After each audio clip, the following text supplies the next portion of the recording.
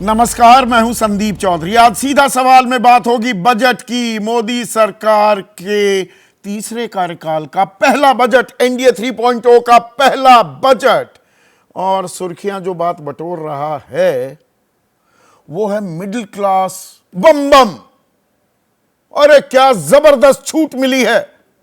12 लाख तक की आमदनी जिनकी है, यानी कि महीने में 1 लाख रुपए वो कमाते हैं, तो कोई टैक्स ही नहीं देना। सीधा सीधा 71,500 रुपए बच जाएंगे। स्लैब्स में बदलाव हो गया तो सभी को होने वाला है फायदा। तो मिडिल क्लास बम बम तो दूर हो जाएंगे सारे गम। या महंगाई बेरोजगारी के जख्म जो हैं वो तो जस के तस है। और ये मिडिल क्लास ये कितनी बड़ी होती है। हर कोई अपने आप को मिडिल क्लास से जुड़ा हुआ कहता पाया जाता है। कोई परिभाषा नहीं है, अलग अलग मानक हैं। सब चैनल्स आपको दिखा रहे हैं 31%, मेरा भी 31% मिडिल क्लास है देश की। यानी कि 140 करोड़ में लगभग 42 करोड़ लोग मिडिल क्लास में आते हैं। तो कर कितने भरते हैं, रिटर्न कितने फाइल करते हैं, यह आंकड़ा जब मैं आपको बताऊंगा तो थोड़ी सी आंखें भी आपकी खुल जाएंगी। कितने लोगों को दरअसल फायदा होना है, इससे नैरेटिव तो गढ़ा जाएगा, चुनावी इसके असरात भी होने वाले हैं। मिडिल क्लास ओपिनियन मेकर होती है। और मिडिल क्लास को यह बात मैं खुद भी लगातार कहता आ रहा हूं कि हम बकरा किस्तों पर हैं। हमें नींबू बना रखा है कि जितना निचोड़ोगे उतना ज्यादा रस देंगे। तो हमें कुछ ना कुछ रियायत की, राहत की दरकार थी। वो दी है सरकार ने, लेकिन बस वही बात खत्म कर दी क्या? और क्या दरअसल आपको मुझको उस राह पर ले जाया जा रहा है कि बेटा खर्च करो, अपने खर्च बढ़ाओ, उसी से देश की अर्थव्यवस्था बचेगी, कंजम्पशन बढ़ेगी, खपत बढ़ेगी तो देश की विकास दर बढ़ेगी। लेकिन खपत बढ़ाई तो बचत का क्या होगा? ठन ठन गोपाल तो नहीं हो जाएंगे हम। इसी पर आज हम चर्चा करने वाले हैं। आंकड़ों के अंदर the devil lies in the detail. थोड़ी डिटेलिंग भी करने वाला हूं। और कईयों के मन में जो लड्डू फूट रहे थे, कहीं ऐसा ना हो कि पता लगे अरे यार लड्डू फूट रहे थे संदीप चौधरी, बिना बात ये बातें बताने की जरूरत क्या थी। लेकिन मीडिया की जिम्मेदारी होती है असल तस्वीर भी आप तक पहुंचाई जाए। तो आपकी राय, आपके सुझाव और आपके सवाल क्या हैं? क्योंकि वो सीधा सवाल की अब अहम हिस्सा है। भेजिए, इंतजार है, दरकार है। मोदी कार्यकाल तीसरा जो अध्याय है उसका पहला बजट आज पेश किया निर्मला सीतारमन ने। और मिडिल क्लास, मध्यम वर्ग, ऐसी सौगात दी कि बम बम हो रही है मिडिल क्लास। जब से यह घोषणा हुई है चर्चा और कहीं जा ही नहीं रही। अब 12 लाख रुपए तक की सालाना आमदनी पर आपको कोई टैक्स नहीं देना है। यानी कि 1 लाख रुपए महीना माहवार अगर आप कमा रहे हैं, कोई टैक्स नहीं। यह पहले 7 लाख रुपए तक था। तो इसमें तो कोई शको शुबा नहीं रह जाता कि यह तो बहुत बड़ी राहत है। 71,500 रुपए बचेंगे। 12 लाख तक की जिसकी आमदनी थी, पहले वो 71,500 रुपए और देता। 13 लाख वाले को 22,100 रुपए, क्योंकि अब उसे 4 से 8 लाख के बीच में 5% देना है, 8 से 12 में 10% देना है। ये जो स्लैब्स बने हैं 12 से 16 15%, 16 से 20 20%, 20 से 24 25%, और 24 लाख से ऊपर अगर आपकी आमदनी है तो आपको 30% इनकम टैक्स देना होगा। पर 24 लाख से ऊपर आमदनी, 24 लाख तक की जिसकी आमदनी है, उसे भी 1,10,000 रुपए का फायदा होने वाला है। तो ये अच्छा खासा फायदा है, इसे बिल्कुल डिनाई नहीं किया जा सकता। पर सरकार इसे यह कहकर भी बता रही है कि पूरे देश का फायदा हो गया। अब पूरे देश का फायदा हुआ या एक तबके का, और वो तबका कितना बड़ा है? अब लगातार यह बताया जा रहा है, बहुत सारे आंकड़े चल रहे हैं सब जगह, देश में 31% मिडिल क्लास है, यानी कि 42 करोड़ लोग मिडिल क्लास। दिल्ली में मिडिल क्लास, दिल्ली के चुनाव से भी जोड़ा जा रहा है, वो अरविंद केजरीवाल कह रहे हैं 25,000 रुपए का हर आदमी को फायदा दे रहा हूं। यहां पर तो जी 25 छोड़िए 71,500 रुपए का फायदा दे दिया। और दिल्ली में जी 67% मिडिल क्लास है। ये देखिए ये आंकड़े बन रहे हैं, प्राइस नाम की कोई संस्था है वो कह रही है 67% दिल्ली मिडिल क्लास है। अब मिडिल क्लास का पैमाना क्या है? प्राइस कहता है कि 6 लाख रुपए तक की आमदनी, यानी कि 50,000 जो महीने में कमा रहा है। सरकार कहती है जो 25,000 रुपए कमाए इस देश में, वो देश की टॉप 10% आबादी में है, वो सबसे अमीरों में शुमार है।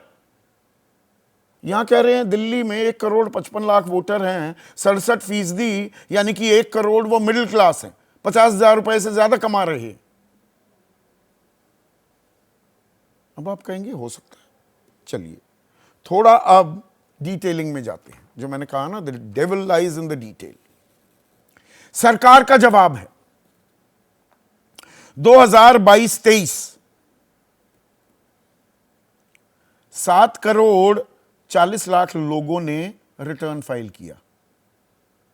7,40,00,000, 5% देश की आबादी, सिर्फ 5%। भाई मिडिल क्लास होगा तो रिटर्न तो फाइल करने होंगे ना, तो 5% ने किया। पर कहानी यहां नहीं रुकती। इन 7,40,00,000 में से 5,20,00,000 ने रिटर्न तो फाइल किया, पर 0 रिटर्न कि 5 लाख से कम है जी, 7 लाख से वो जो भी स्टैंडर्ड डिडक्शंस मिल गई, तो 5,20,00,000 ने तो कोई टैक्स ही नहीं दिया, रिटर्न फाइल किया। तो इस देश में कुल मिलाकर 2,20,00,000 लोग हैं जो टैक्स दे रहे हैं। अब इसमें एक और झोल है। ये जो आपको रियायत मिलेगी 71,500 रुपए की 12 लाख रुपए तक, 1,10,000, 24 लाख तक की आपकी आमदनी है, तो इसमें आपको न्यू टैक्स रिजीम में आना पड़ेगा। नई कर व्यवस्था। नई कर व्यवस्था क्या कहती है? आपको कोई स्टैंडर्ड डिडक्शन की, जी मैंने मकान ले रखा है तो प्रिंसिपल में भी इंटरेस्ट में भी कुछ छूट मिलती है, जी मैंने मेडिकल इंश्योरेंस ले रखी है, और कोरोना काल में आपने, मैंने, हम सब ने, पूरे देश ने भुगता है। लाखों रुपए के बिल आए, लोगों की कमर टूट गई। सरकार कह रही है कोई बेकार की बातें हैं, इसमें पैसे क्यों डालो, इसमें कोई एग्जेम्पशन नहीं देंगे, आप नई टैक्स रजीम में आइए, वैसे सीधे पैसे बचा लीजिए। और पुरानी व्यवस्था में अगर आप जाएंगे, जिसमें हैं अभी 28% लोग, तो उन 2,20,00,000 में 1/3 लोग तो अभी पुरानी कर योजना टैक्स रिजीम में हैं, यानी कि उन्हें यह फायदा नहीं मिलने वाला है। यह भी समझिए। तो वो आंकड़ा 1.5 करोड़ पे आ जाता है, 70 लाख और निकल गए। तो ये 1.5 करोड़ लोगों को रियायत मिल रही है और ऐसा लग रहा है पूरा देश खुशियां मना रहा है, खुशियों की लहर दौड़ गई। अब यहां भी बात नहीं थमती। क्या सरकार दरअसल आपको प्रोत्साहित कर रही है? वो इकोनॉमिक सर्वे में भी आया ना, get out of the way, deregulation is the way. सरकार को थोड़ा कंजम्पशन, खपत बढ़ानी पड़ेगी, तभी अर्थव्यवस्था बढ़ेगी। क्योंकि 3 साल के सबसे कम आंकड़े पर आ गए हम, 6.4%, 9% से गिरते गिरते 6.4% आ गए हैं। और विश्व गुरु बनना है तो लगातार ऑन अ कंसिस्टेंट बेसिस अगले 10 सालों तक हमें 8% की विकास दर दिखानी होगी, लेकिन वो तो गिरती जा रही है। तो खपत बढ़ानी है क्या? और खपत बढ़ाने के लिए ही टैक्स में छूट दी जा रही है कि नहीं, पैसा खर्च करो, मकान मत खरीदो, बीमा मत खरीदो। इसका भी एक आंकड़ा है जिस पर मैं चाहूंगा कि आप थोड़ा गौर कीजिए। देश की बचत 2019-20 में, कोरोना काल से पहले, हमेशा समानांतर कालों की तुलना करनी चाहिए। मैं यहां पर ये चालाकी नहीं करता हूं आंकड़ों के साथ, वरना मैं कोविड काल के दूंगा तो वो बहुत बड़ा ड्रॉप दिखेगा, मैं उसमें जा ही नहीं रहा हूं। 2019-20 में 11,61,000 करोड़ रुपए की बचत थी पूरे देश की, आपकी, मेरी, हम सब की मिलाकर 11,61,000 करोड़। वो दूसरा आंकड़ा दिखाइए, आरबीआई है 100। और 2024-25 में ये घटकर हो गई 6,52,000 करोड़, आधे से भी कम में आ गई बचत। तो ठन गोपाल, पैसे बचे नहीं हमारे पास, आम आदमी के पास। सेविंग टू जीडीपी रेशो 32% जो थी हैज कम डाउन टू 8%। सरकार कह रही है और खर्च करो, पर बहुत से लोग आप में से कहेंगे आपको पेट में दर्द क्या हो रहा है, मेरे पैसे बच रहे हैं, उसमें से मेडिकल इंश्योरेंस खरीद लूंगा, उसमें से मकान खरीद लूंगा। बिल्कुल कर सकते हैं। उतना डिसिप्लिन, उतना अनुशासन लोगों के पास होता है क्या? और जब रुपया 86 पार कर चुका हो, एफडीआई लोएस्ट हो, विदेशी मुद्रा का भंडार की बात कर रहा हूं, वो 11 महीने में सबसे कम, 21 महीने की सबसे कम हमारी इस तिमाही में सकल घरेलू उत्पाद की विकास दर है, युवा बेरोजगारी दर दहाई का आंकड़ा पार कर रही है, क्या उससे भी निजात मिलेगी? ऐसा कुछ दिखा है क्या? हम 2/3 जनसंख्या की बात कर लें, किसानों की। 27 रुपए प्रतिदिन कमाता है किसान, मेरा आंकड़ा नहीं, सरकार का है।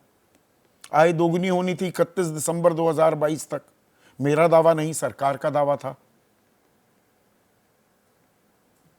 बढ़ गई आमदनी, दोगुनी हो गई। और सरकार ने किसान को क्या दिया कि भाई क्रेडिट कार्ड जो है ना आपका, किसान क्रेडिट कार्ड, 3 लाख नहीं 5 लाख निकाल सकते हो।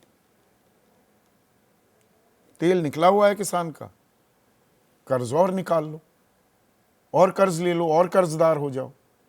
तो इससे राह निकलेगी या दरअसल इसके अलावा कोई चारा नहीं बचा है? जब तक आम आदमी की जेब में पैसा नहीं आएगा तब तक खर्च नहीं बढ़ेगा। लेकिन वो खर्च की जिम्मेदारी क्या सिर्फ 1.5 करोड़ आदमियों के ऊपर ही है, और बाकियों के पल्ले हाथ क्या लगा है?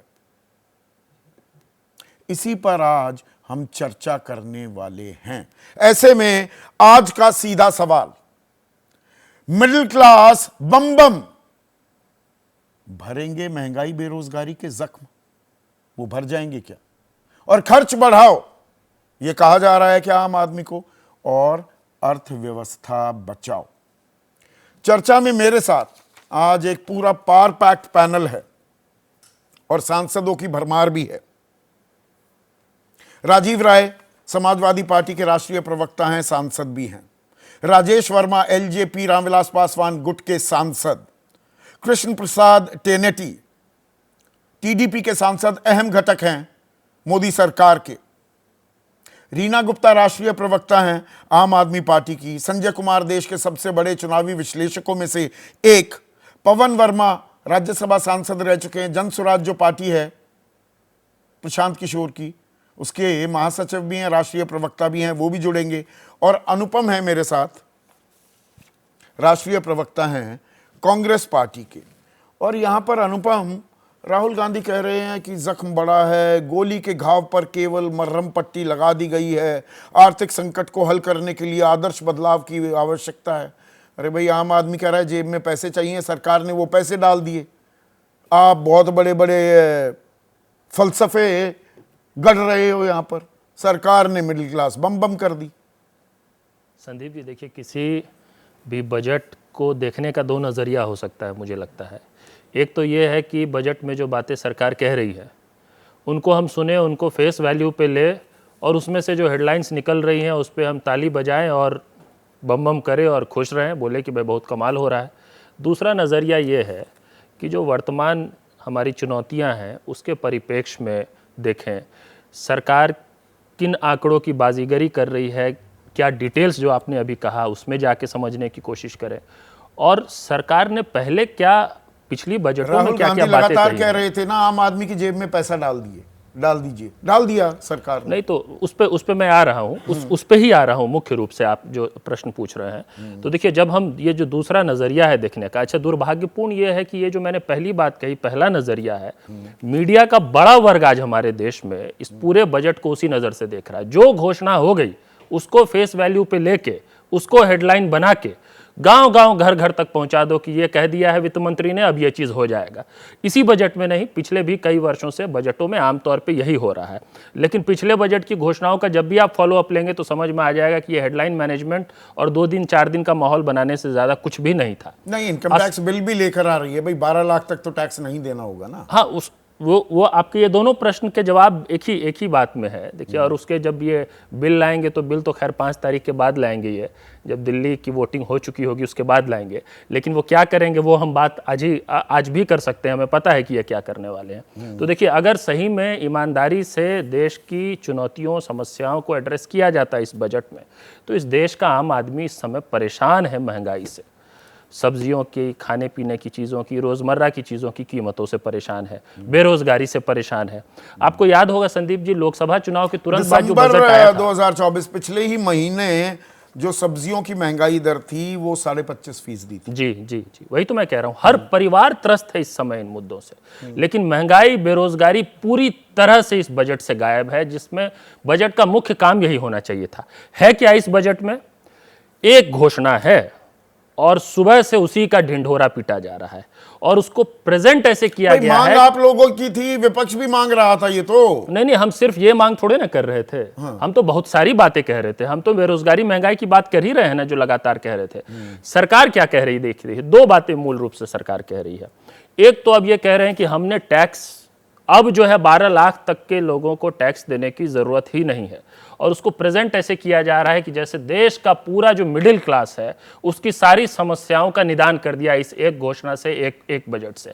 आप देखिए, इसी सरकार की इकोनॉमिक एडवाइजरी काउंसिल जो प्रधानमंत्री जी की है, उसकी एक रिपोर्ट है, status of inequality in India, जिसको प्रेजेंट विवेक देबरॉय जी ने किया था। ये कोई प्राइवेट एजेंसी की रिपोर्ट नहीं है। हाँ, इसको प्राइवेट एजेंसी की रिपोर्ट नहीं है। इसमें कहा गया कि हमारे देश में प्रति महीने 25,000 रुपए कमाने वाले जो लोग हैं वो टॉप 10 परसेंटाइल में है, शीर्ष के 10% में है। प्रति महीने 25,000 का मतलब क्या है? मतलब 1 साल में 3 लाख रुपए। मतलब अगर आप 1 साल में 3 लाख रुपए कमा रहे हैं तो भी आप 10% में मुश्किल से आ रहे हैं। यहां 12 लाख की बात हो रही है। आपने तो पूरा कैलकुलेशन करके दिखा दिया कि कितने टैक्स पेयर्स हैं, कितनी फाइलिंग हो रही है, 1.5 करोड़ से ऊपर नहीं आ रहा है। इसका मतलब यह है कि असल में आपकी इस घोषणा के बेनिफिशियरी जो हैं वो मुश्किल से देश के लगभग 1% लोग हैं, 1% लोग हैं। ठीक है, उन 1% लोगों को बेनिफिट पर वो दीजिए। ओपिनियन मेकर भी होते और हाँ, ओपिनियन मेकर होंगे। और मेरा ये मानना है कि ये देखिए, ये टैक्स में छूट देने से कहीं ज्यादा किस्तों पर तो बनी हुई थी ना मिडिल क्लास। असल में उनको राहत मिलती है तो उसमें दिक्कत क्या है? नहीं, असल में संदीप जी, ये टैक्स में राहत से कहीं ज्यादा ये एक इंसेंटिव है न्यू टैक्स रिजीम में लोगों को लाने का। This is the core objective, मेरा ये मानना है। जिसमें 72% पहले ही आ चुके हैं। ये मानना है। जो दूसरी बड़ी बात जो ये कह रहे हैं, वो आपने देखा कि बिहार का नाम जपा है इन्होंने अच्छे बिहार पे आते हैं। बिहार के लिए बहुत है चर्चाएं। आप बिहार से भी ताल्लुक रखते हैं तो मुझे पता है कि आपका थोड़ा सा वेस्टेड इंटरेस्ट भी वहां पर है। पर आज हम मिडिल क्लास की बात करते हैं। कृष्ण प्रसाद टेनेटी बम तो कर दी मिडिल क्लास, पर वो मिडिल क्लास तो बड़ा छोटा सा एक, आप ऐसे दिखा रहे हैं पूरे देश का कल्याण कर दिया। ये हैं कितने, 1.5-2 करोड़ लोग हैं, उससे ज्यादा नहीं। गलत तो जानकारी नहीं दे रहा हूं ना मैं? आज देखिए, आज के बजट में जो है, जो 4 पिलर के ऊपर जो बजट का जो डिस्कशन हुआ है, वित्त मंत्री जी ने जो प्रेजेंट किया है बजट में, सबसे पहले तो व्यवसाय, एग्रीकल्चर के ऊपर, उसके बाद में एमएसएमई के बाद में। एग्रीकल्चर और एमएसएमई में कौन है? मिडिल क्लास ही तो है। तो वहाँ पे जो इंसेंटिव्स दिए जा रहे हैं, जो क्रेडिट दे रहे जा रहे हैं, किस लिए दे रहे हैं कि साफ साफ बता दिए है वित्त मंत्री जी ने, क्योंकि प्रोडक्शन बढ़ाना है, प्रोडक्शन तो पड़ेगा। 27 रुपए प्रतिदिन कमा रहा है कृष्णा बाबू, जैसे उसको कुछ और दे देते, उसको एमएसपी दे दीजिए, मेहनत की माकूल कीमत दे दीजिए, कह रहे कर्ज और ले लो।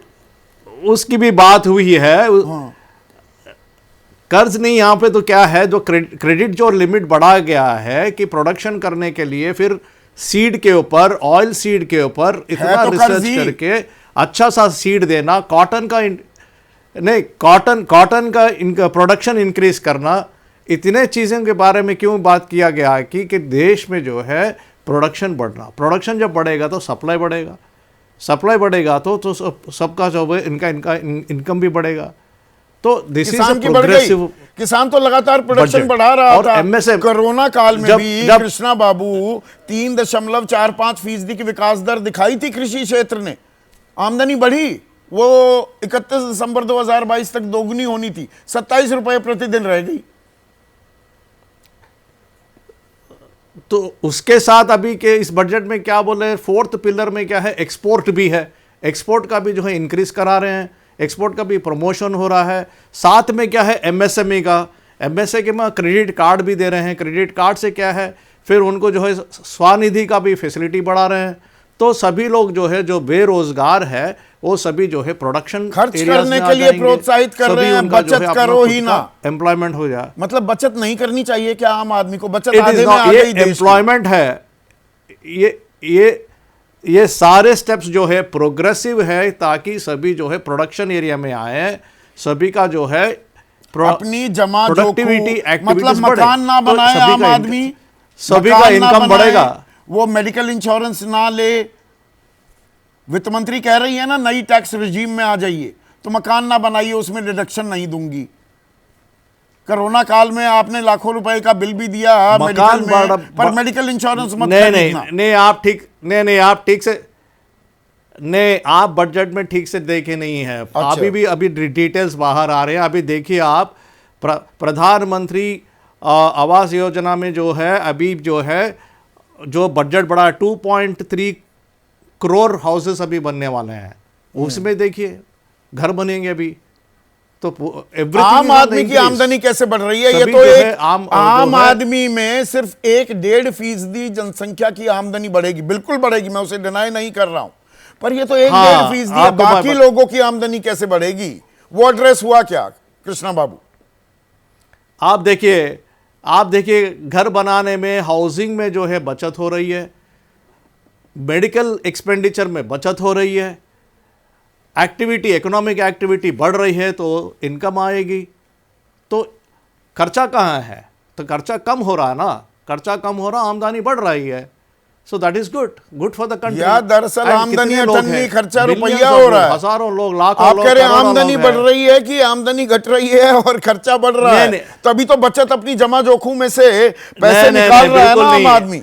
नहीं, आप ये नहीं, बिल्कुल नहीं, आप ये नहीं चाह रहे हैं कि आम आदमी जो है उनका तरक्की हो। नो, अच्छा, तरक्की खर्च करने से होता है, बचत नहीं करनी चाहिए। आम आदमी जब है नहीं, कर्ज की बात नहीं हो रही यहाँ पे क्या है, जब आम आदमी अपने एम्प्लॉयमेंट रोजगारी की उसमें आते हैं, उसके तब जो है उनका इनकम बढ़ता है, इनकम बढ़ रहा है। ये सारा बजट जो है इनकम बढ़ाने का है, इनकम बढ़ाने का है। आप ये कह रहे हैं हमारे साथ, एक सेकंड कृष्णा भाई, हमारे साथ एक और खास मेहमान राज्यसभा के सांसद रह चुके हैं, डिप्लोमेट थे, आईएफएस थे, साथ ही साथ ऑथर हैं, राइटर हैं, बेहतरीन एक किताब भी लिखी है जिस मुद्दे पर, विषय पर आज मैं चर्चा कर रहा हूं, middle class, the great Indian middle class, किताब भी लिखी है, जन स्वराज के महासचिव भी और राष्ट्रीय प्रवक्ता। Pavan, it's a pleasure, honour to have you. तो मिडिल क्लास की बात हो रही है, ये मिडिल क्लास जो बम की हो गई, ये मिडिल क्लास है कितनी ये नहीं बताता कोई खुलकर। अगर हम करदाताओं का आंकड़ा देखें तो कुल मिलाकर 7 करोड़ 40 लाख लोगों ने रिटर्न भरे थे 2022-23 में। उनमें से 5 करोड़ 20 लाख ने एक भी रुपया रिटर्न नहीं भरा, तो 2 करोड़ 20 लाख ने कुछ कर दिया है। उसमें से भी कुछ लोग पुरानी कर योजना और रजीम में हैं। तो 1.5-2 करोड़ ही लोग हैं ये मिडिल क्लास के। बताते हैं 31% है जी, तो फिर तो 42 करोड़ लोगों को टैक्स भरना चाहिए। अब ऐसा है संदीप जी की, निर्मला सीतारमण जी की मैं निजी स्तर पर मैं काफ़ी सम्मान करता हूं, और उन्होंने मध्य वर्ग को ये जो आज सौगात दी, तोहफा दिया, हाँ, या मदद की है, उसकी मैं उसका सौगात दी, उसका मैं स्वागत करता हूं। हाँ। पर आपका प्रश्न भी अपनी जगह सही है कि जब टोटल इनकम टैक्स फाइल ही करीब 7 करोड़ के आसपास हुए हैं, उसमें से भी जिन्होंने टैक्स दिया वही 2 करोड़ से कम है, तो इसमें मध्य वर्ग का कितना फायदा है, कितना लाभ है। दूसरी बात, मध्य वर्ग को सिर्फ टैक्स जमा करने से दिक्कत नहीं है, मध्य वर्ग को और भी बड़ी परेशानियां हैं। देखिए, आय घट रही है, अभी जो कृष्णा बाबू सांसद हैं टीडीपी के, आइटम्स हैं, जो पवन जी वो कह रहे हैं जरूरत नहीं की आमदनी आइटम बढ़ है। रही है, वो तो दावा कर रहे हैं आमदनी बढ़ रही है। चलिए, अच्छा, मैं उनसे उनकी बात को नकार नहीं रहा हूं, पर जो मध्य वर्ग के इस समय आंकड़े सीएमआई के जरिए मिलते हैं, उससे पता चलता है कि आय बढ़ नहीं रही है। अगर आप उसमें जो कीमतों में बढ़ावट हुई है उसको भी ले ले तो एक्चुअल पर कैपिटा इनकम कम हुई है, बढ़ी नहीं है। और आय बढ़ी नहीं है, नौकरियां मिल नहीं रही हैं, जो जरूरत के रोजमर्रा के आइटम हैं वो और महंगे हो गए, खास तौर से फूड इन्फ्लेशन। किसी मध्य वर्ग के आप आदमी या औरत से पूछ लीजिए, वो बताएगा साहब दाम जो हैं, चाहे वो तेल के हों, चाहे गेहूं के हों, चाहे दूध के हों, चाहे दही के हों, चाहे आटे के हों, सबके दाम बढ़े हैं। तो इसलिए मध्य वर्ग की अगर आपको परेशानी थी तो उसके लिए कुछ मैं समझता और हूं सिर्फ व्यवस्था मध्य वर्ग क्यों, करने की गरीब जरूरत वर्ग थी। की भी एक बात तो है। नौकरियों का बहुत अगर बड़ा अर्थव्यवस्था में एक स्लो डाउन हो रहा है हाँ। और आपको कंजम्पशन बढ़ानी है, तो कंजम्पशन क्या सिर्फ ये 1.5-2 करोड़ लोग बढ़ा देंगे? आम आदमी में तो गरीब भी आएगा ना। सरकार ही कह रही है, आपके जुड़ने से पहले मैंने वो आंकड़ा बताया, 25,000 रुपए बिल्कुल, महीना कमाए तो आप टॉप 10% में आ जाते हैं। 90% लोग मतलब 25,000 भी नहीं कमा रहे हैं इस देश में। बिल्कुल सही कह रहे हैं आप, क्योंकि एक संस्थागत हमारे जो आर्थिक ढांचा है उसमें परेशानी है। मैं बताऊं कैसे। हम दुनिया की सबसे बढ़ती हुई आर्थिक शक्ति है, 6.4%, 6.4% जो जीडीपी का ग्रोथ बताया जाता है, हाईएस्ट ग्रोथ है। और साथ ही हमारे देश में सबसे ज्यादा विश्व के गरीब भी रहते हैं। हमारे यहाँ सबसे अच्छे कुछ एजुकेशनल इंस्टीट्यूशंस भी हैं, और 30% महिला और 70% पुरुष पढ़ लिख नहीं सकते हैं। तो ये तो इस आर्थिक व्यवस्था की विडंबना है कि एक तरफ बहुत अमीर है, हिंदुस्तान में इस वक्त 3rd largest numbers of dollar billionaires है, यस, और सबसे ज्यादा गरीब भी एक साथ है। तो मध्य वर्ग के बारे में आपने सोचा, इसके लिए बहुत बहुत धन्यवाद। पर मध्य वर्ग कह रहा है, बनाकर फकीरों का हम बेसगालिब तमाशा अहले करम देखते हैं। क्या हम बात तो है? आपके करम देख रहे हैं कि आप कितने करम फरमा हैं, पर आप कुछ और भी कर देते तो अच्छा होता। मसलन नौकरियां, इस समय 18 से 24 वर्ष के जो युवा हैं उनके बेरोजगारी का दर लगभग 15% है। एक साल पहले 12.4 था। तो बेरोजगारी बढ़ रही है, नौकरियां मिल नहीं रही हैं। जो यूनिवर्सिटी कॉलेज से निकल रहे हैं वो इस लायक नहीं है कि उनको नौकरी मिल सके, या नौकरियां है ही नहीं। पर सरकार कह रही है मेडिकल सीट 75,000 बढ़ा देंगे, अब तो पटना आईआईटी में भी हॉस्टल बन जाएगा, वो दावे भी आ रहे हैं साथ में। नहीं, देखिए, स्टेटमेंट ऑफ इंटेंट कि हम ये कर देंगे, इनका मैं स्वागत जरूर करता हूं, पर आप आज बिहार सरकार से एक सवाल पूछ लीजिए, जितना आपको आर्थिक एलोकेशन हुआ है उसमें से कितना खर्चा किया आपने? हाँ, कितने वो इरादे कार्यान्वित हुए? तो आप देखेंगे कि बजट स्टेटमेंट में तो वो बात आ जाती वो जो कहते थे जमीनी स्तर पर होते देश के प्रधानमंत्री रहे अटल बिहारी वाजपेयी, कथनी और करनी में कितना समन्वय है। आपका बहुत बहुत शुक्रिया पवन, आपने वक्त निकाला और हमारे साथ अपनी राय भी साझा की। अब राजेश वर्मा एलजेपी रामविलास पासवान गुट के सांसद हैं। जो पवन वर्मा कह रहे हैं, या जो मेरा भी सवाल है, मिडिल क्लास बम उस कहा ऐसे या पेश ऐसे किया जा रहा है पूरे देश की बम हो गई। ये तो 1.5-2% लोग हैं। आम आदमी की बम हुई? आम आदमी को कुछ मिला है या उसके जख्म जस के तस हैं, बैंडेड लगा दी?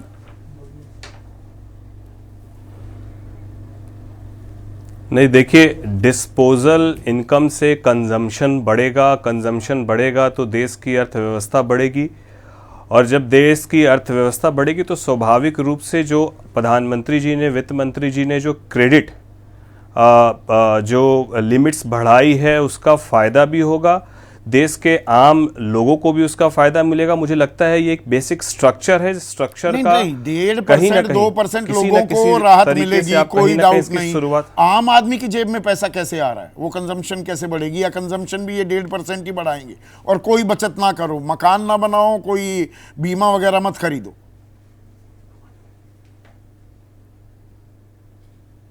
नहीं, देखिए इस बात को तो समझना होगा कि हमारा जो इंडिया है वो कंज्यूमर बेस्ड इकोनॉमी पर हम लोग डिपेंड करते हैं। तो इस बात को, मैं आपकी बात को पूरी तरीके से संदीप चौधरी जी मैं समझ रहा हूँ, लेकिन इस बात को भी आपको समझना होगा कि सरकार को ये पहल कहीं ना कहीं से तो आपको इसकी शुरुआत करनी होगी, और ये एक सकारात्मक शुरुआत सरकार ने इसकी की है।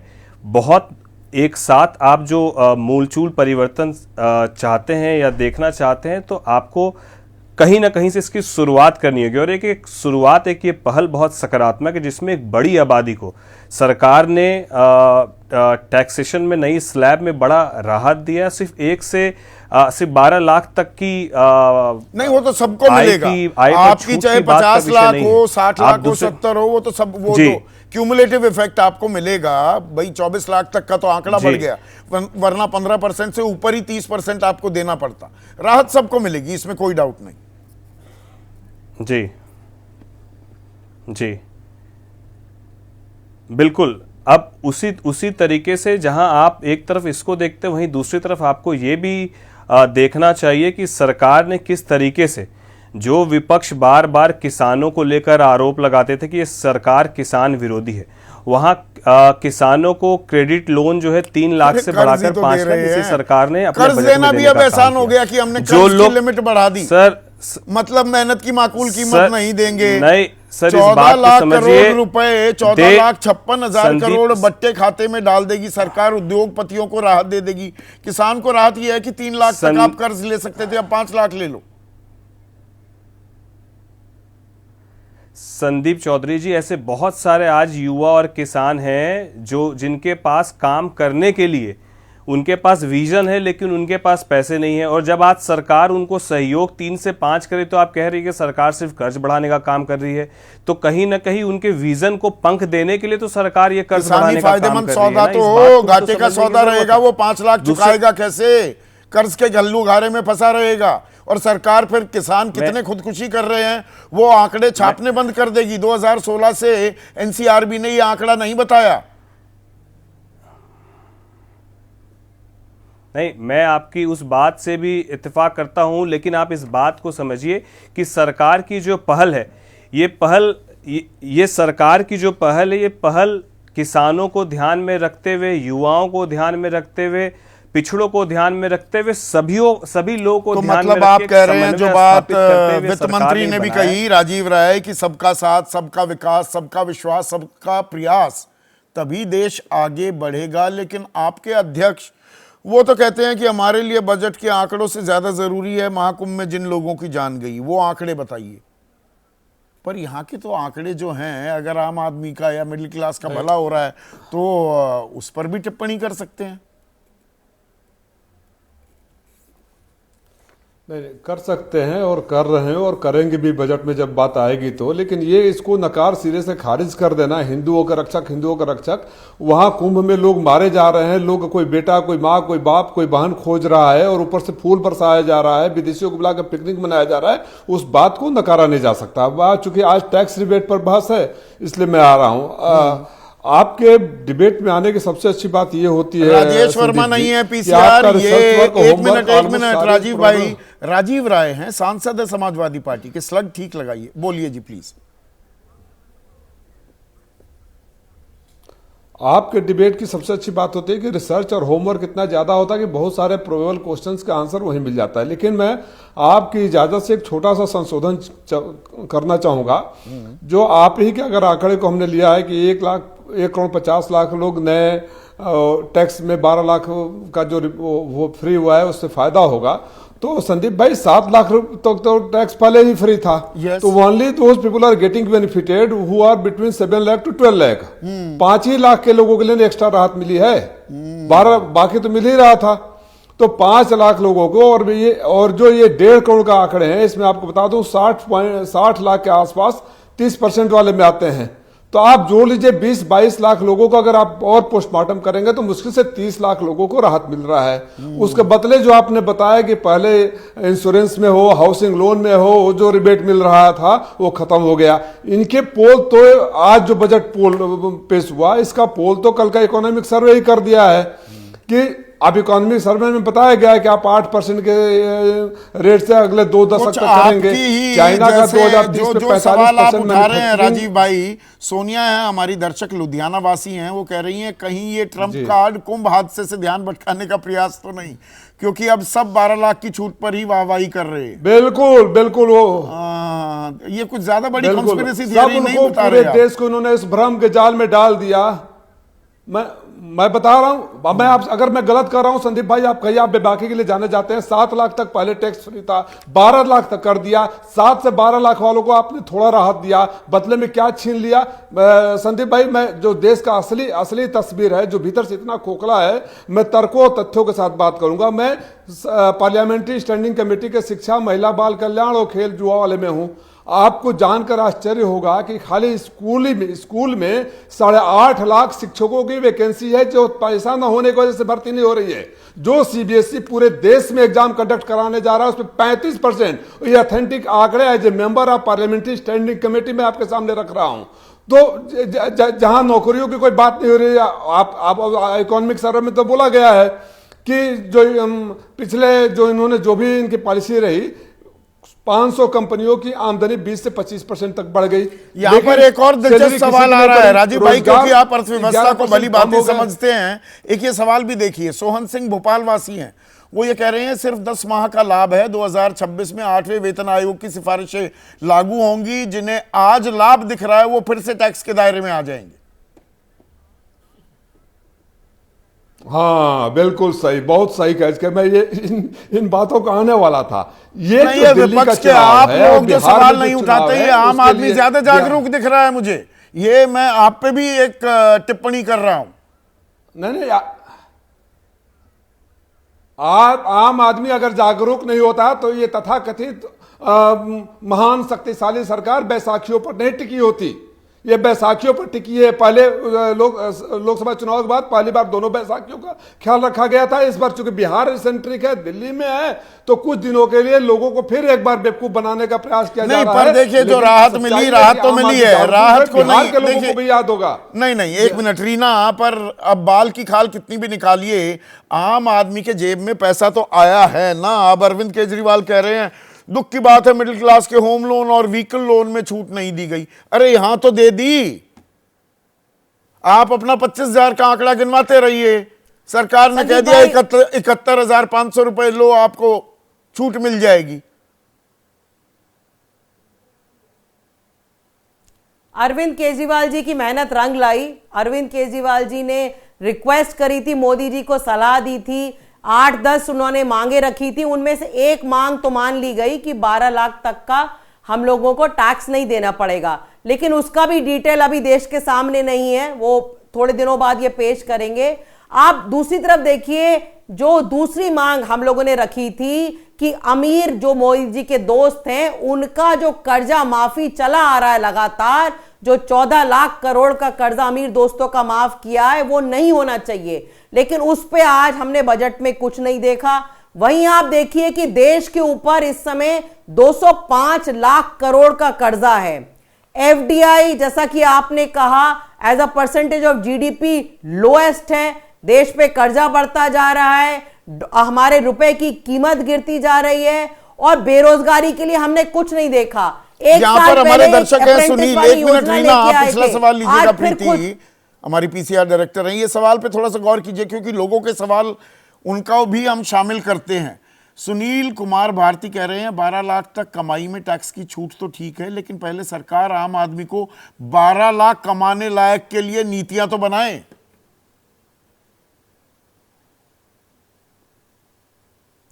बिल्कुल, देखिए, शिक्षा का जो बजट है वो 2.53% है।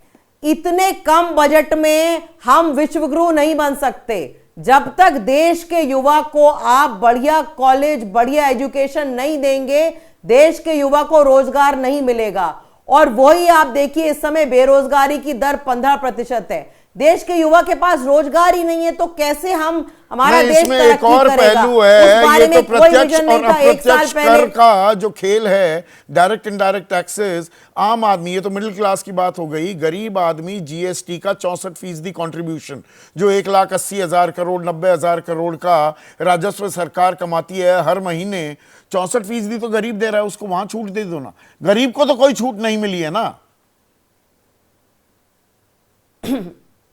गरीब को कोई छूट नहीं मिली है। एमएसएमई की बात कर रहे हैं, पिछले 4 महीने में करीब 12,000 एमएसएमई बंद हुए हैं।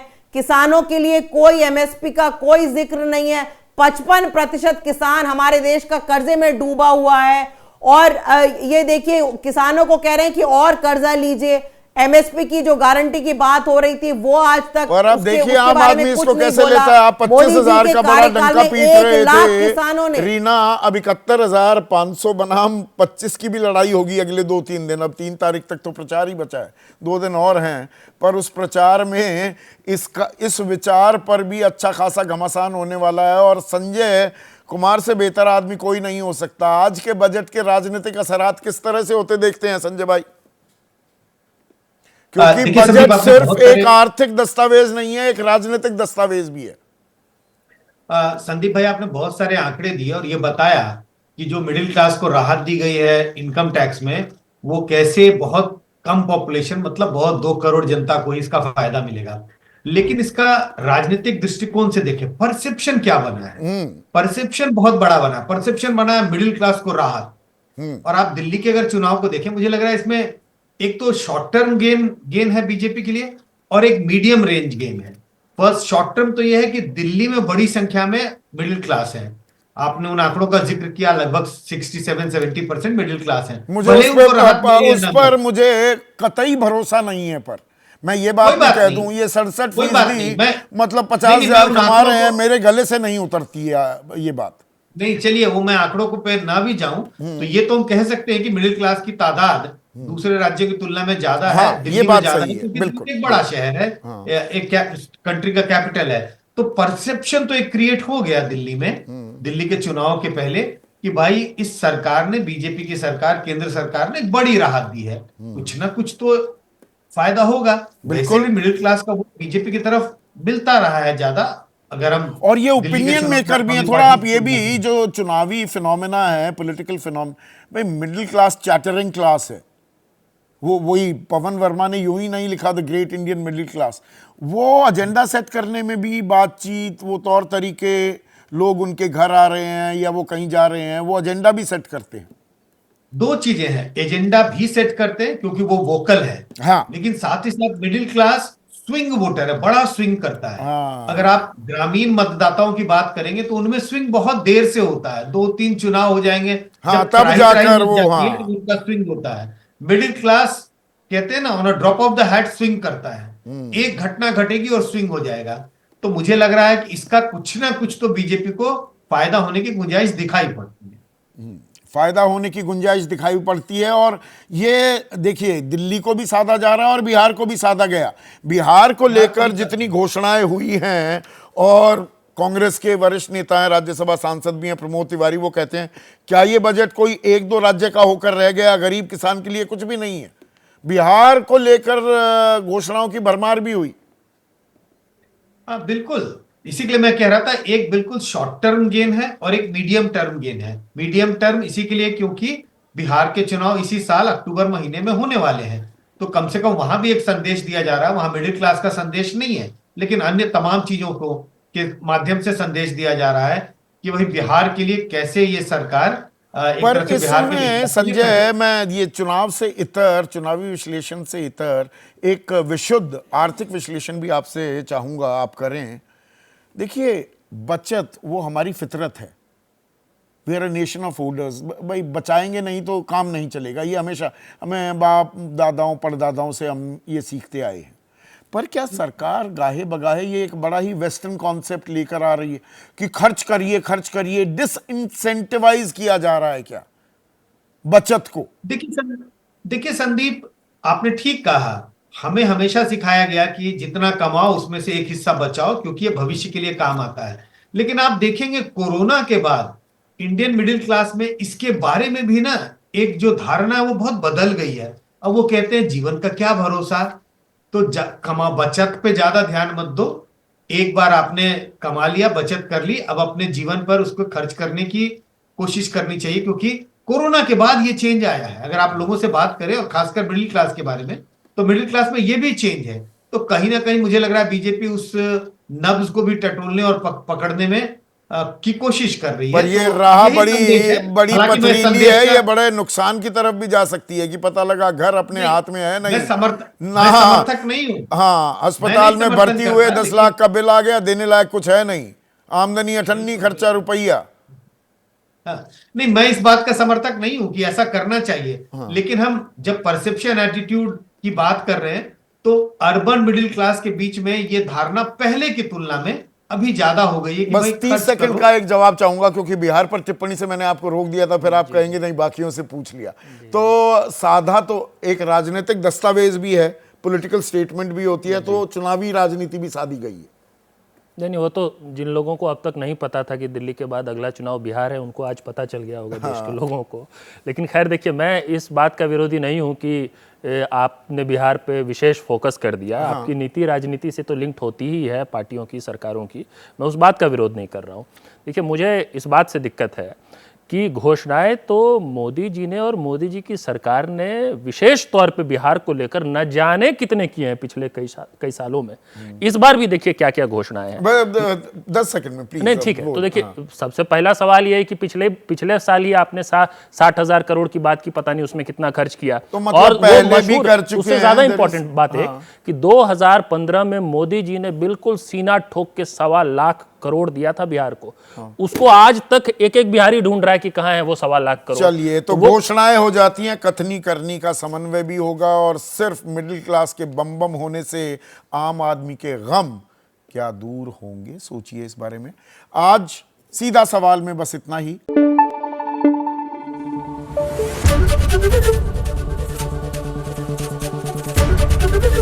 एबीपी न्यूज आपको रखे आगे।